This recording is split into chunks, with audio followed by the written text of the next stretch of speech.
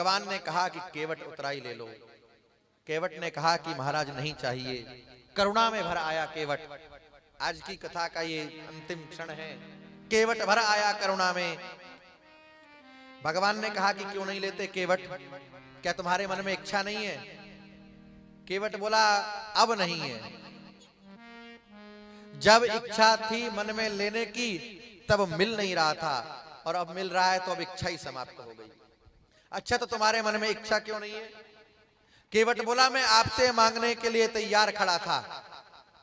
घाट पर आए हो, पर मैं कुछ मांगता उससे पहले ही आपने मांग लिया। मांगी नाव। अब मैंने सोचा कि जो आते ही आते मुझसे मांग रहा है मैं उससे क्या मांगू। मेरा विचार बदल गया। मैंने सोचा कि भाई अब नहीं मांगूंगा। और गोस्वामी जी महाराज कहते हैं कि ये तो परिहास की बात है, लेकिन आपने मुझसे मांग करके मुझे दाता बना दिया है, बड़ा बना दिया है। अब कुछ दे करके मुझे छोटा ना बनाओ, बड़ा रहने दो। और फिर राम जी ने कहा कि भाई मजदूरी दे रहे हैं, परिश्रमिक दे रहे हैं, ऐसे नहीं। तो केवट ने कहा कि मजदूरी हम उनसे लेते हैं जिनको पार करते हैं।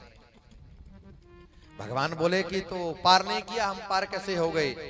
केवट बोला कि यही तो हम पूछ रहे हैं, आए कैसे? भगवान बोले नाव से आए। केवट बोला नाव से? नाव किसकी थी?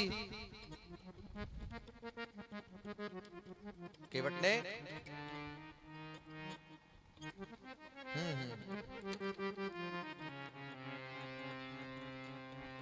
भगवान बोले नाव से आए थे। केवट बोला नाव किसकी थी? भगवान बोले केवट तुम्हारी नाव थी। केवट बोला कि यही तो मैं भी कह रहा हूं कि नाव तो हमारी ही पार लगी है, आपका क्या? भाई नाव हमारी पार, हमारी नाव आई तो नौका तो हमारी पार लगी। और केवट कहता है आप पार होने के लिए नहीं आए थे, आप तो पार लगाने आए थे। आपने चरण रज दिया तो हमारी नैया पार हो गई, और उतराई तो अब हमें देनी चाहिए, लेनी नहीं चाहिए।